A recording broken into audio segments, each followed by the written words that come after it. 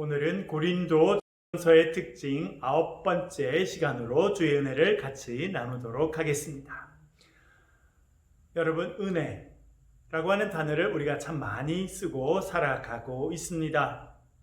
교회에서 가장 많이 쓰는 단어 중에 하나가 은혜입니다. 오늘 우리가 읽은 본문 말씀에도 은혜라고 하는 단어가 쓰여지고 있습니다. 우리가 읽었던 말씀 고린도후서 8장 1절과 2절 말씀 한 번 더 같이 읽도록 하겠습니다. 같이 읽겠습니다. 시작.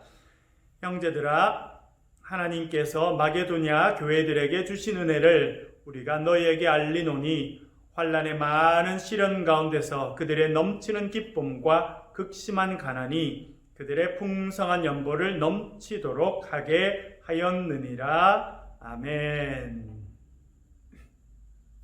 여러분, 은혜라고 하는 말은 헬라 말로 카리스라고 합니다.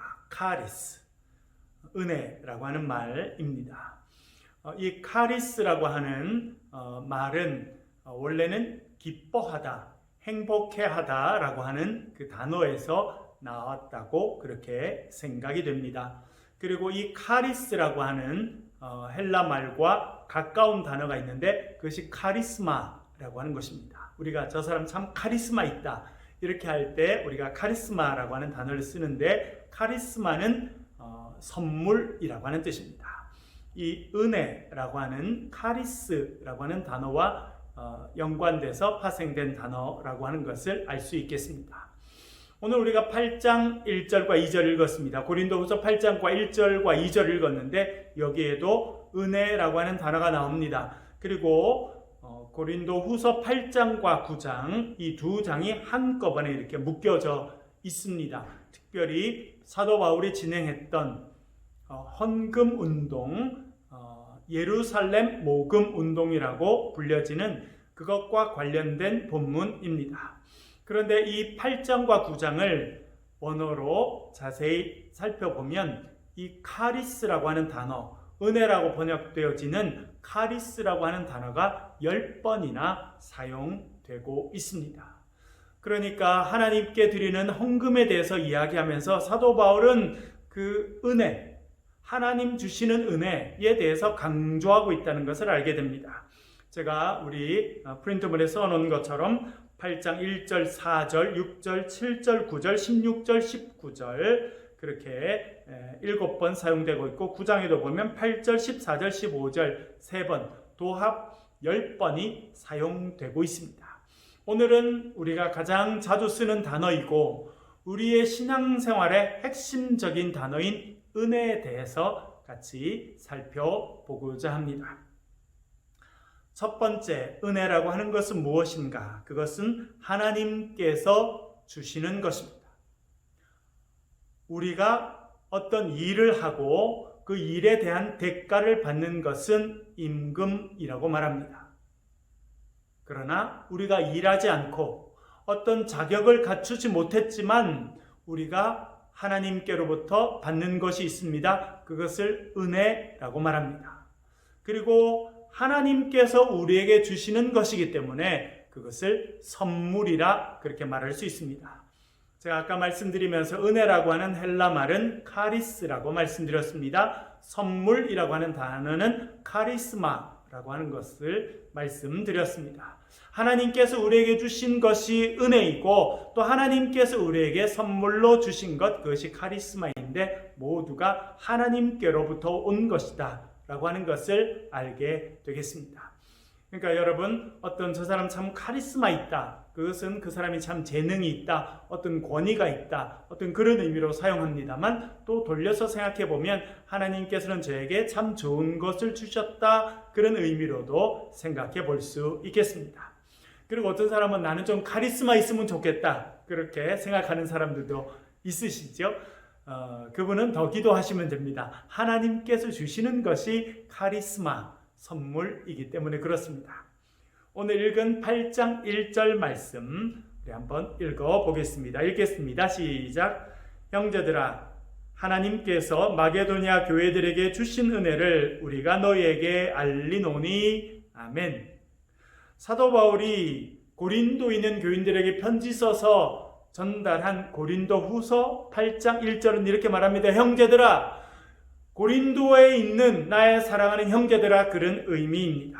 그런데 뭐라 그러냐면 하나님께서 마게도니아 교회들에게 주신 은혜를 이라고 말합니다.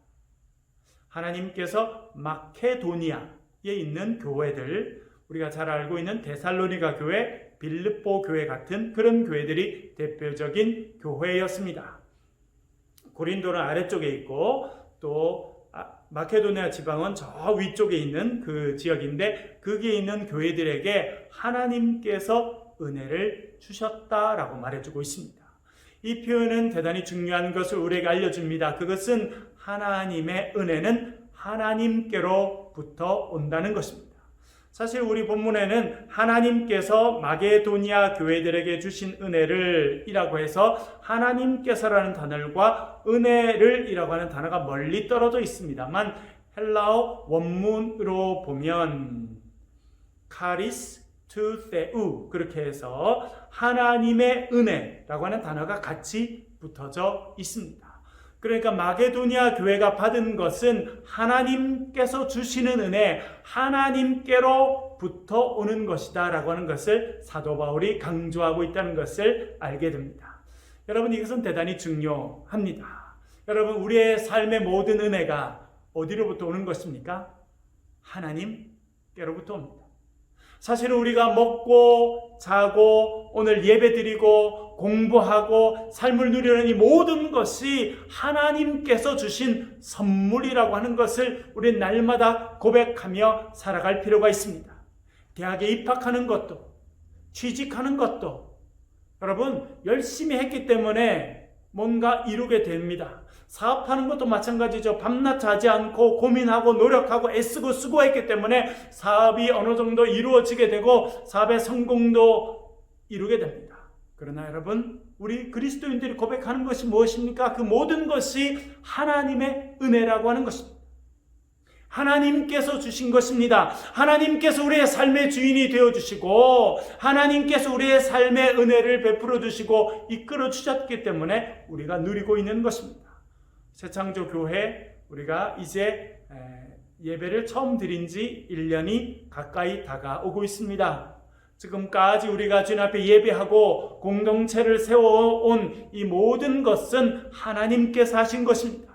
전적인 하나님의 은혜입니다. 하나님 우리의 삶의 주인이 되셔서 우리를 불러주시고 우리를 이끌어주시고 우리를 지금까지 인도해 주셨습니다. 그래서 우리의 삶을 우리는 하나님의 은혜라고 말할 수 있습니다. 저의 삶은 하나님의 은혜입니다 라고 하는 것은 다시 표현하면 제 삶의 주인은 하나님이십니다. 제 삶의 모든 것은 하나님께서 하신 것입니다. 주님께서 나의 주인이십니다 라고 하는 것을 고백하는 것과 마찬가지입니다. 여러분, 지난번 교회에 대해서 배울 때도 제가 말씀드렸습니다. 여러분, 교회는 어떤 것입니까? 교회는 하나님께서 주인 되시는 공동체가 교회입니다. 물론 하나님께서 불러주신 사람들이 같이 모였습니다. 우리가 기도하기도 하고 계획을 하기도 하고 마음을 모으기도 하고 같이 모여서 헌금도 드리고 찬송도 하고 그렇게 하면서 교회가 시작되었습니다. 그러나 그 모든 것을 이루신 분은 우리 하나님이시다라고 하는 것을 늘 고백하며 살아야 합니다. 그 고백이 있는 교회가 하나님께서 주인이 되시는 교회고 그 교회가 건강한 교회고 그 교회가 우리 새창조 교회입니다. 교회의 주인은 목사도 아닙니다. 교인도 아닙니다. 어떤 분들은 착각하는 분이 있어요. 교회를 구성하는 사람들이 교회의 주인이 아닙니까? 대한민국의 주인 누구입니까? 대한민국 국민들이죠. 그거 당연한 일이죠. 교회 주인 누구입니까? 우리 교회를 구성하고 있는 사람들이죠. 여러분, 대한민국의 주인은 국민일 수 있습니다. 그러나 교회의 주인은 하나님이십니다. 이것이 분명해야지만 됩니다. 이것이 흔들리면 그 교회는 하나님의 교회가 아니라 점점 인간의 교회로 바뀌어져 갈 가능성이 있습니다. 여러분, 우리의 삶에 누리는 모든 것이 주님의 은혜입니다. 이 은혜는 누가 주신 것입니까?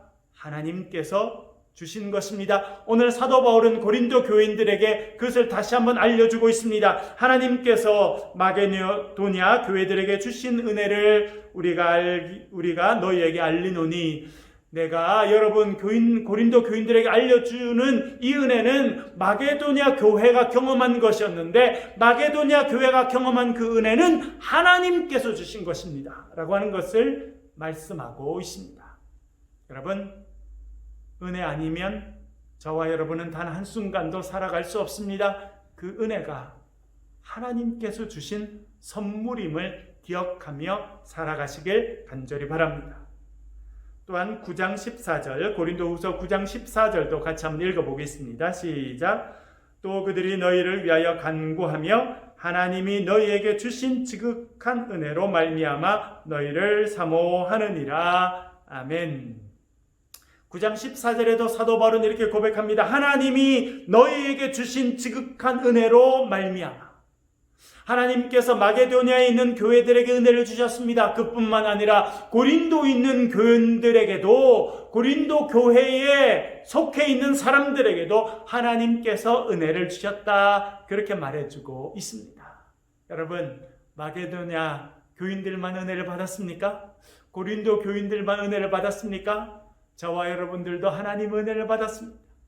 그래서 우리는 찬송할 수밖에 없고, 그래서 우리는 감사할 수밖에 없습니다. 코로나의 광풍이 다가오고 차가운 북풍이 불어오는 그런 어려운 시절을 보내고 있습니다만 하나님께서 우리와 함께 하십니다. 하나님께서 우리의 요새가 되시고 산성이 되시고 구원이 되십니다. 우리가 찬송한 것처럼 하나님은 나의 요새입니다. 나의 반석이십니다. 나의 구원이십니다. 그렇게 노래할 수 있습니다. 그리고 우리가 누리는 이 모든 것은 하나님께서 주신 은혜입니다.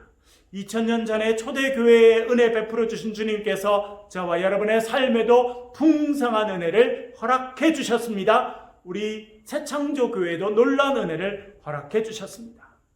우리가 누리는 이 모든 것이 하나님의 은혜입니다. 그리고 이 은혜는 하나님께로부터 왔습니다. 그래서 우리는 이것을 하나님의 선물로 고백하고 살아가는 것입니다. 여러분, 올 한 해 하나님께서 저와 여러분에게 우리 새창조 교회에 더 크신 은혜를 더해 주실 줄 믿습니다. 그 은혜를 기대하며 살아가시는 저와 여러분 되시길 간절히 바랍니다. 두 번째는 풍성한 선물입니다. 하나님께서 주시는 선물이 은혜인데 이 선물은 풍성합니다.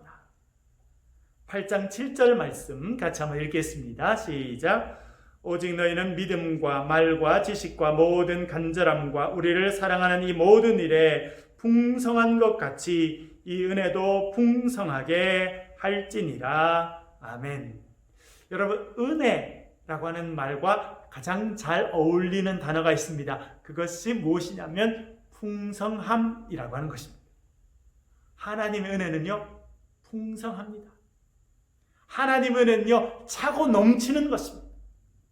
지난 주일날 우리가 목회자 아내였던, 신학생 아내였던, 목회 후보생 아내였던 여인이 경험했던 어려움을 우리가 살펴보았습니다.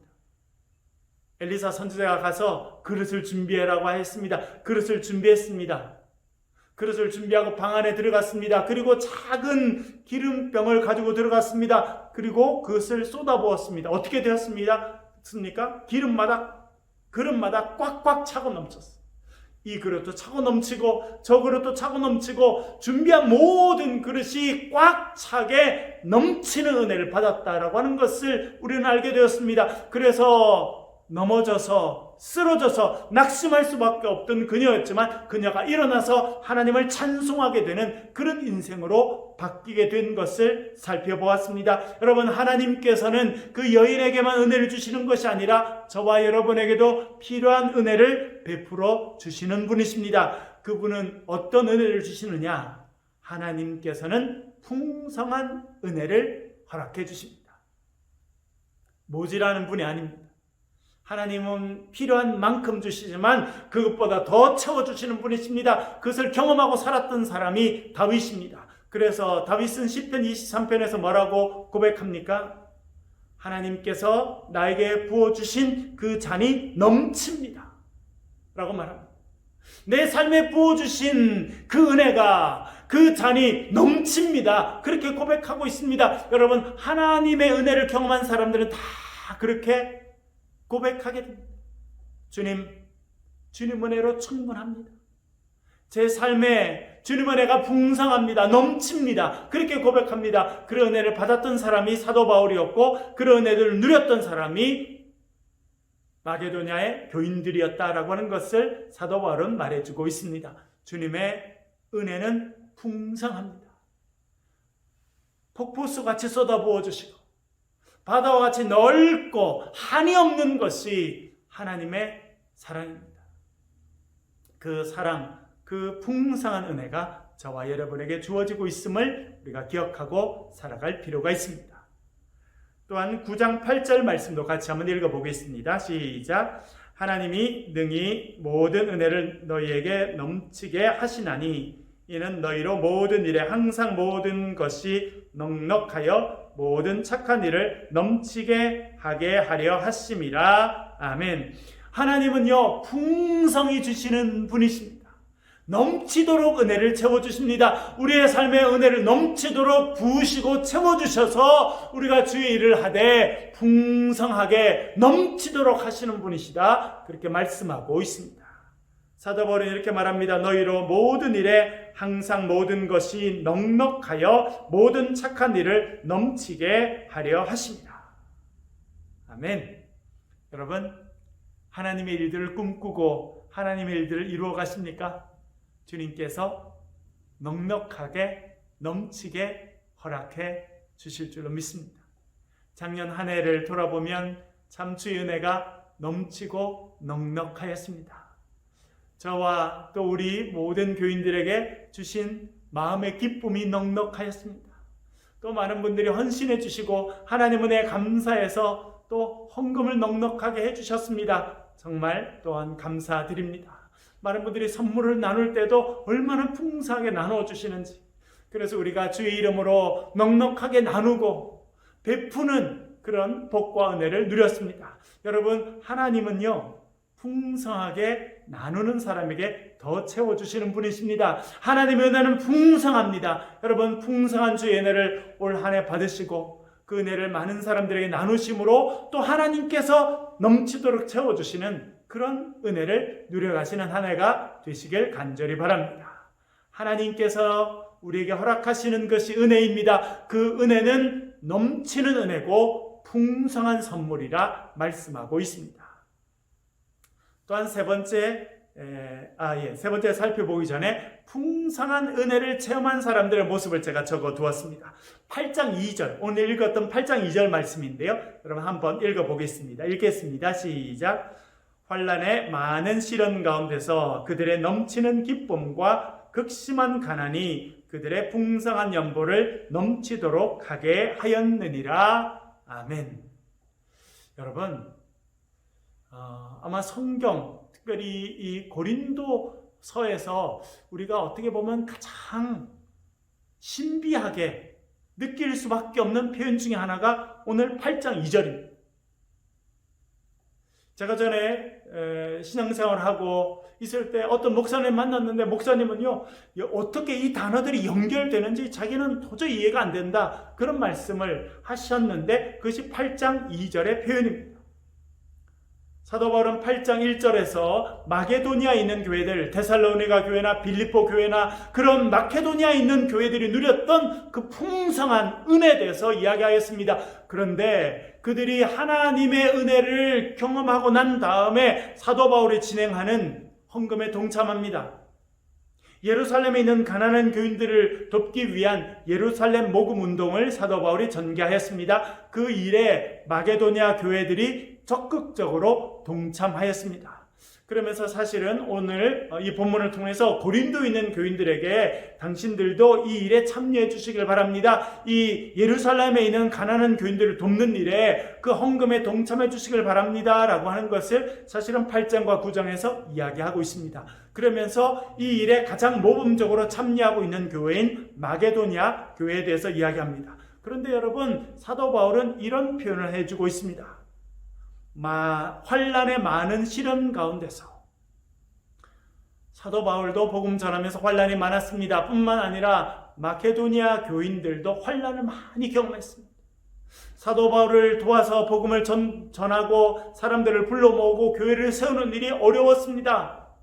유대인들이 그들을 핍박하고 신고하고, 그래서 그 교인들이 붙잡혀 가기도 하고 매를 맞기도 하고 얼마나 큰 시련을 겪었는지 모릅니다. 여러분, 초대교회는 예수 믿는 것 쉬운 일이 아니었습니다. 때때로는 목숨을 내놔야 되는 일이고 자기의 삶의 중요한 것을 희생시킬 수밖에 없는 그런 형편이 초대교회 교인들의 삶의 모습이었습니다.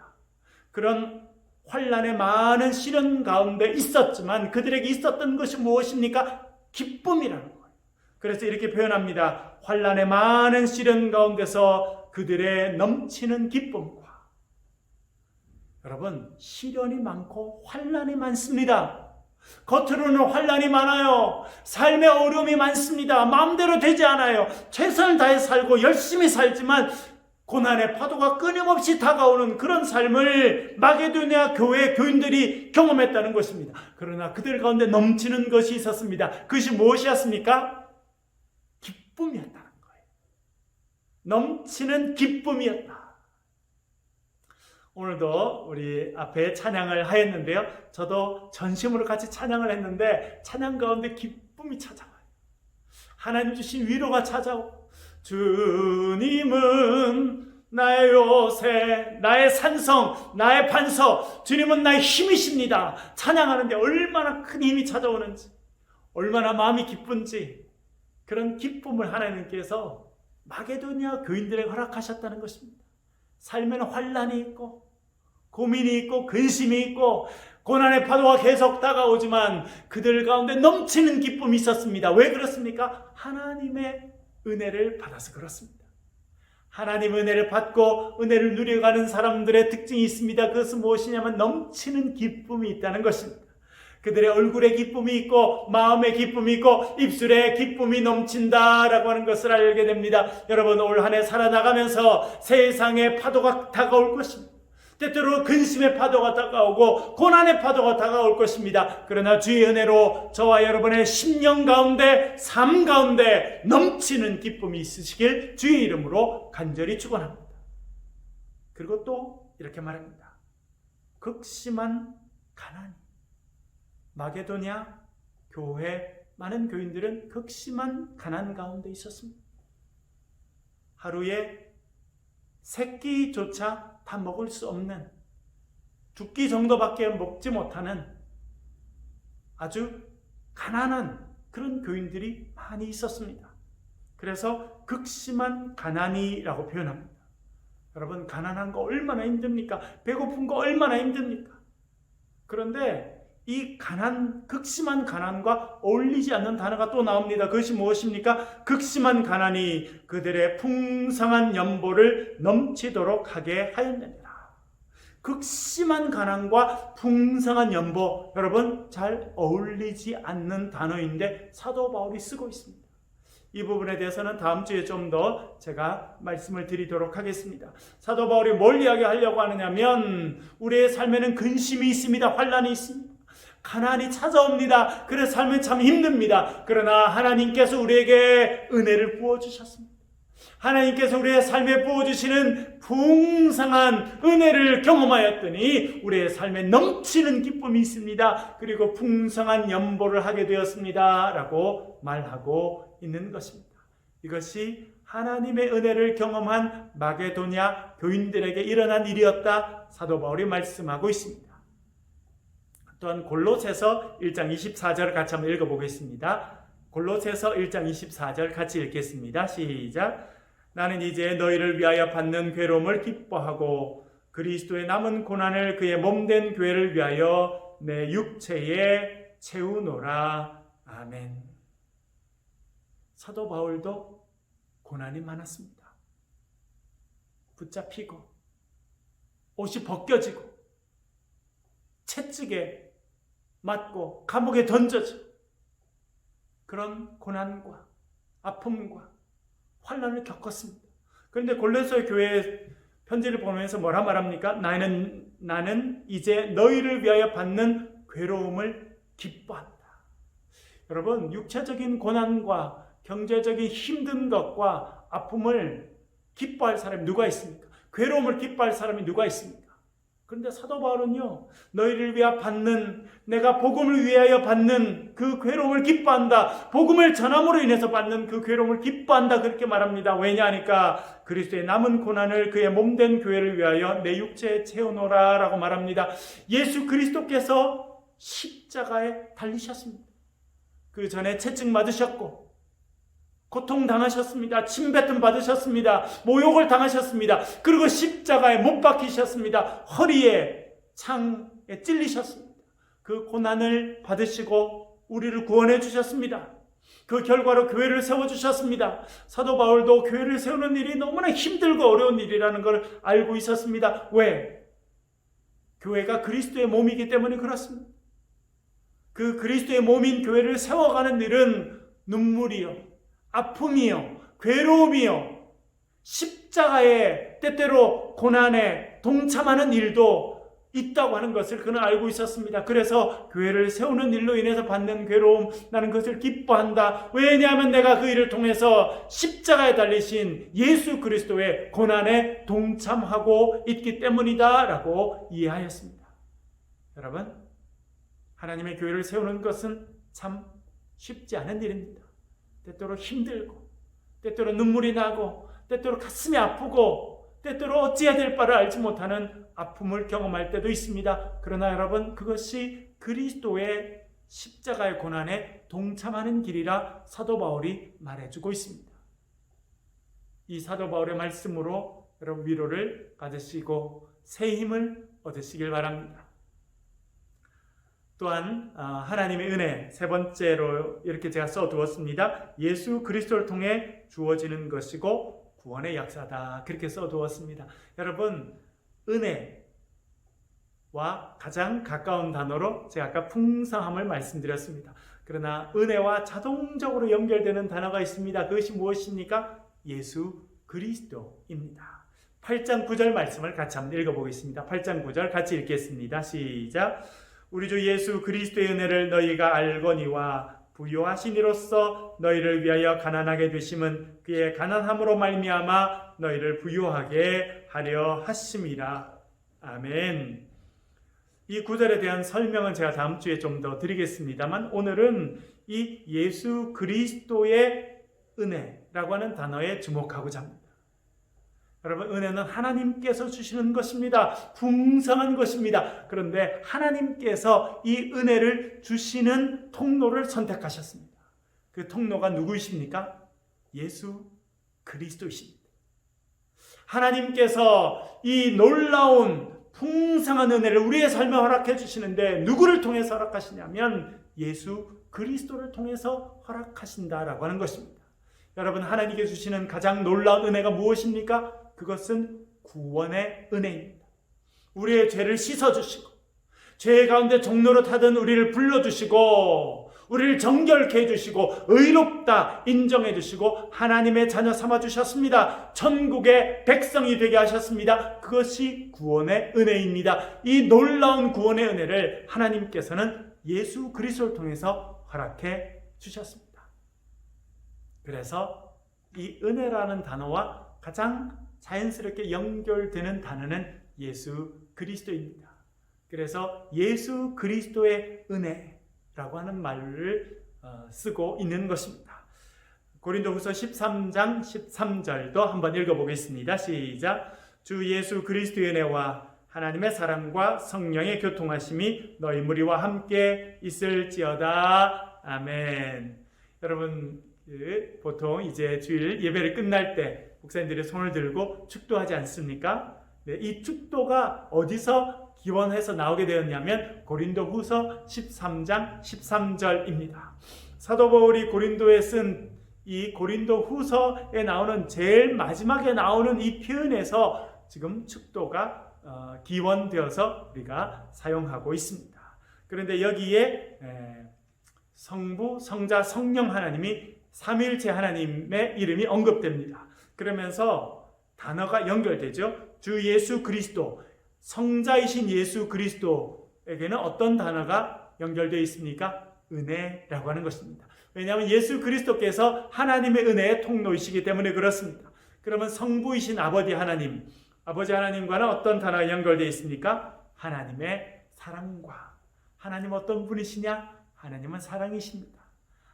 독생자를 이 땅에 보내셔서 우리 모두를 구원하시기까지 우리를 사랑하시는 분이라 그렇게 말씀합니다. 그리고 성령 하나님, 어떤 단어가 연결되어 있습니까? 교통하심이라고 하는 것입니다. 성령 하나님은 우리로 하여금 교제하게 하십니다. 친교하게 하십니다. 우리로 사랑 가운데 하나 되게 하시는 분이 성령님이라 그렇게 말하고 있습니다. 이 예수 그리스도와 연결되는 단어가 은혜입니다. 그래서 예수 그리스도의 은혜와 하나님의 사랑과 성령님의 교통하심이, 혹은 성령님의 친교하심이, 교제하심이, 그런 단어를 사용하는 것입니다. 여러분, 올 한 해 우리 예수 그리스도를 통해 주시는 하나님의 은혜, 예수 그리스도의 은혜가 풍성한 한 해가 되시길 간절히 바랍니다. 하나님께서는 예수 그리스도를 통해서 우리에게 은혜를 주시고 구원의 역사를 허락해 주십니다. 네 번째 은혜의 모습은 은혜 입은 자가 다른 사람을 섬기는 일을 은혜라고 말합니다. 말씀드린 것처럼 고린도후서 8장과 9장에는 10번 정도 이 은혜라고 번역되는 카리스라는 단어가 쓰였습니다. 그러나 모든 부분이 은혜라고 번역되지는 않았습니다. 이 은혜가 사실은 여러 좀 넓은 의미를 갖고 있기 때문에 다양하게 해석될 수 있는 가능성을 많이 갖고 있는데요.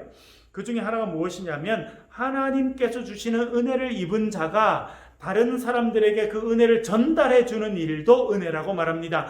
다른 사람을 섬기는 일도 은혜라고 말할 수 있습니다. 8장 4절 말씀 같이 한번 읽어보겠습니다. 시작. 이 은혜와 성도를 섬기는 일에 참여함에 대하여 우리에게 간절히 구하니. 아멘.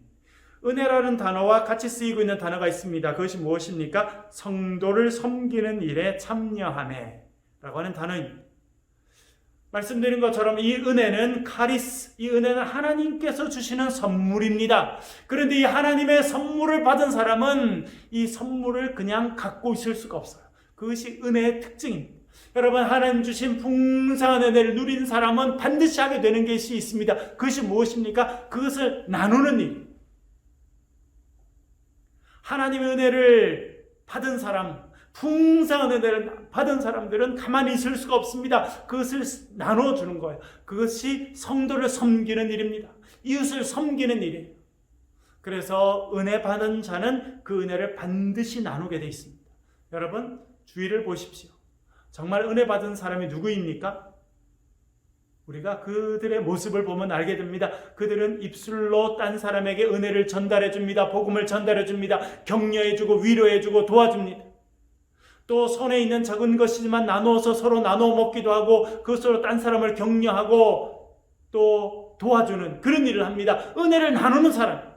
그런 어떤 사람 보면 대단히 경건해 보이고 대단히 신앙적으로 보이는데 보면 되게 이기적, 자기밖에 모릅니다. 또 자기 욕심을 채우기 위해서 끊임없이 노력하고 자기가 원하는 걸 이루기 위해서 딴 사람의 마음이 불편해지고 힘들어지는 거 전혀 생각지도 않고 마음대로 하는 사람이 있어요. 그 사람은요, 겉으로는 은혜 받은 것처럼 보이지만 실제로 하나님 은혜가 없는 사람. 왜요? 하나님의 은혜는 은혜 받은 사람 안에만 머물 수가 없습니다. 정말 하나님 은혜를 체험한 사람은 나가서 그것을 전해주게 되어 있습니다. 나눠주게 되어 있어요. 여러분, 다메섹 도상에서 사도 바울이 예수 그리스도를 만나는 은혜를 체험했습니다. 그랬더니 어떻게 되었습니까? 그가 다메섹에 가자마자 복음을 전하는 사람이 되었다. 성경이 말씀하고 있습니다. 은혜의 특징은 무엇이냐면 하나님의 은혜를 받은 그 사람이 그 은혜를 딴 사람에게도 나누는 것, 그 특징을 갖고 있음을 말해주고 있습니다. 8장 19절도 같이 한번 읽어보겠습니다. 시작. 이뿐 아니라 그는 동일한 주의 영광과 우리의 원을 나타내기 위하여 여러 교회의 택함을 받아 우리가 맡은 은혜의 일로 우리와 동행하는 자라. 아멘. 여기에 우리가 맡은 은혜의 일이라고 하는 것이 나옵니다. 그것이 무엇입니까? 맡은 은혜의 일. 그것이 무엇입니까? 복음 전하는 일이에요. 사랑을 나누는 일입니다. 은혜 받은 자는 그냥 가만히 있을 수 없어요. 하나님의 풍성한 은혜를 받은 자는 그 은혜가 내 삶에 넘치기 때문에, 내 잔에 넘치기 때문에, 내 삶에 넘쳐나기 때문에 그것을 나누어 줄 수밖에 없습니다. 옆에 사람들에게 전달해 줄 수밖에 없어요. 그것이 없는 사람, 은혜가 고갈된 사람, 메마른 사람, 그런 사람들은 나눠 줄 수가 없습니다.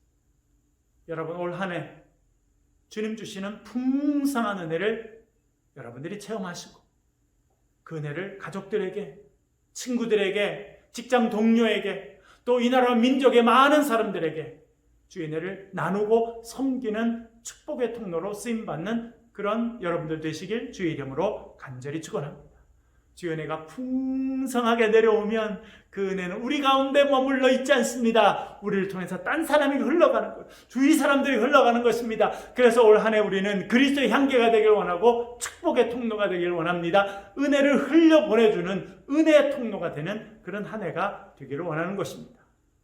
은혜의 또 다섯 번째 모습을 살펴보겠습니다. 하나님께 감사를 올려드리는 것이다. 제가 이렇게 제목을 적어두었습니다. 8장 16절 말씀 같이 한번 읽겠습니다. 시작. 너희를 위하여 같은 간절함을 디도의 마음에도 주시는 하나님께 감사하노니 아멘. 목사님, 8장 16절에는 은혜라는 단어가 없네요. 그렇게 말씀하실 수도 있습니다. 여러분 보실까요? 너희를 위하여 같은 간절함을 디도의 마음에도 주시는 하나님께 감사하노니, 은혜라는 단어가 있습니까? 없죠. 그런데 여러분, 원어에는 카리스라고 하는 은혜라고 하는 단어가 쓰여져 있습니다. 우리나라 말에는 그것이 뭐라고 번역됐겠습니까? 하나님께 감사하노니라고 번역됐습니다. 은혜는 감사라고 하는 단어로 번역될 수 있습니다. 카리스라고 하는 단어는 선물이라고 번역될 수도 있고, 또 감사로도 번역될 가능성을 갖고 있습니다. 그리고 실제로 많은 성경은 이것을 감사로 표현했습니다. 하나님께 올려드리는 감사, 그것을 카리스라고 말하고 있는 것입니다. 여러분, 매일 생활에서 감사하십니까? 저도 오늘 아침에 말씀을 묵상하고, 오늘 아침에는 또 구약에 여러 왕들이 나오는 그런 본문을 묵상해서 제가 성경 2장 읽었을 뿐만 아니라 앞에 뒤에 성경을 읽고 사전도 찾아보고 또 관련된 여러 자료들도 조사하면서 상당히 많은 시간을 들여서 오늘 복음 노트를 하였습니다. 그런데 참 은혜를 입었어요. 참 마음이 기뻤습니다. 그리고 밖에 나가서 잠시 밖을 걸으면서 운동을 하고 또 말씀을 묵상했는데 얼마나 큰 기쁨이 있는지 모릅니다. 그리고 저희 집 뒤에 있는 산에 잠깐 올라갔는데 찬송이 나오더라고요.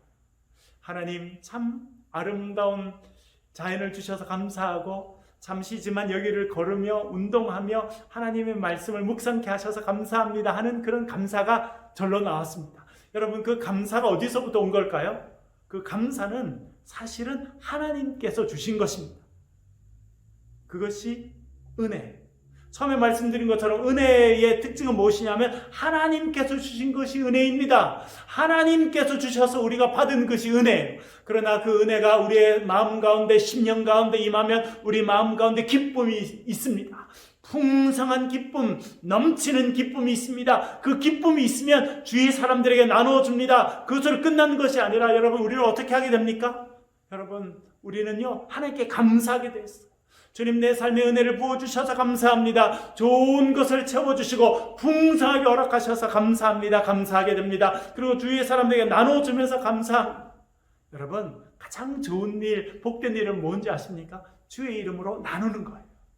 주의 이름으로 딴 사람을 섬기는 것입니다. 여러분, 주의 이름으로 나눠줘 보십시오. 음식도 나누고, 또 어려운 사람에게 또 작은 물질도 나누고, 장학금도 주고, 여러분 얼마나 감사한 일. 그러면 그 은혜를 받은 자가 은혜를 나누면 그 은혜 나눈 자가 감사하게 되어 있습니다. 그리고 하나님의 은혜를 받은 사람 또 감사하게 되어 있죠. 하나님, 제가 궁핍하고 어려운데, 제가 꼭 도움이 필요한데 하나님 그분을 통해서 저에게 은혜 주셔서 감사합니다. 저도 유학생활하면 참 어렵고 힘든 시간을 많이 지냈는데 꼭 필요할 때 하나님께서 장학금을 보내주셨어요. 얼마나 감사. 감격하고 하나님께서 내 삶을 축복하시는구나. 하나님이 나를 버려두지 아니하시고 나의 필요를 채워주시는구나. 주님 감사합니다. 그렇게 감사했습니다. 여러분, 은혜의 나눔은 그런 역사가 있습니다. 하나님께서 주신 은혜를 받은 사람도 감사하고 그 받은 은혜를 나누는 사람도 나누어주면서 감사하게 돼 있어요. 그리고 그 나누는 것을 받는 사람도 감사하게 돼 있습니다. 그래서 이 은혜는 결국 누구에게 올려지게 돼 있습니까? 하나님께 올려지는 감사가 되는 거예요. 그래서 이 은혜라는 단어는 주님께 감사하노니라고 하는 감사라는 단어도 번역이 되는 것입니다. 9장 15절도 한번 읽어보겠습니다. 9장 15절 읽겠습니다. 시작. 말할 수 없는 그의 은사로 말미암아 하나님께 감사하노라. 아멘. 여기도 은혜라는 단어가 있습니까? 없습니까? 우리 번역에는 없습니다. 말할 수 없는 그의 은사로 말미암아 하나님께 감사하노라. 그런데 여기 헬라어로는 카리스, 은혜라고 번역되는 단어가 들어가 있습니다. 어떤 사람은 그의 은사로 말미암아, 그것이 은사인가 그렇게 말할 수 있는데 여기서 말하는 은사는 도론이라고 하는 헬라어입니다. 하나님 주신 선물을 말하는 것입니다. 말할 수 없는 그의 은사, 선물로 말미암아 하나님께 감사하노라. 여기 감사로 번역된 단어가 카리스라고 하는 단어입니다. 여러분, 그것이 은혜예요. 은혜는 무엇입니까? 하나님께로부터 오는 것이 은혜입니다. 그리고 우리의 삶에 풍성한 것이 은혜입니다. 풍성한 것을 나누는 것이 은혜입니다. 그러나 그 결국은 어디로 돌아갑니까? 이것이 하나님께 올려지는 거예요. 주님, 제가 은혜 받게 하셔서 감사합니다. 제가 받았던 은혜를 나누게 하셔서 감사합니다. 그리고 은혜 받은 어떤 사람을 통해서 제 삶을 채워주시니 주의 은혜에 감사합니다. 그래서 결국 하나님께 올려드리는 감사가 은혜라고 하는 것입니다. 은혜는 놀라운 것이죠. 제가 이 말씀을 준비하면서 제가 참 큰 은혜를 받았고 큰 깨달음을 얻었어요. 주님 정말 감사합니다. 은혜는 하나님께로부터 나오는 것인데 결국 우리가 감사로 하나님께 올려드리는 것이 은혜이군요. 제가 깨닫게 되어서 얼마나 감사했는지 모릅니다. 여러분, 오늘 은혜에 대해서 살펴보았습니다. 하나님께서 우리에게 풍성하게 주시는 것이 은혜입니다. 그것을 받아 누리시길 바랍니다. 그 은혜가 여러분의 삶에 넘치고 풍성해서 주위에 있는 사람들에게 흘려주고 주위의 사람들에게 나누어주는 그런 도구로 쓰임 받으시기를 간절히 바랍니다. 그리고 여러분들은 나누면서 감사하고 주의 은혜를 받으면서 감사해서 결국 하나님께 감사와 영광을 올려드리는 그런 복된 한 해, 복된 새창조 교인들이 되실 수 있기를 주의 이름으로 간절히 축원합니다.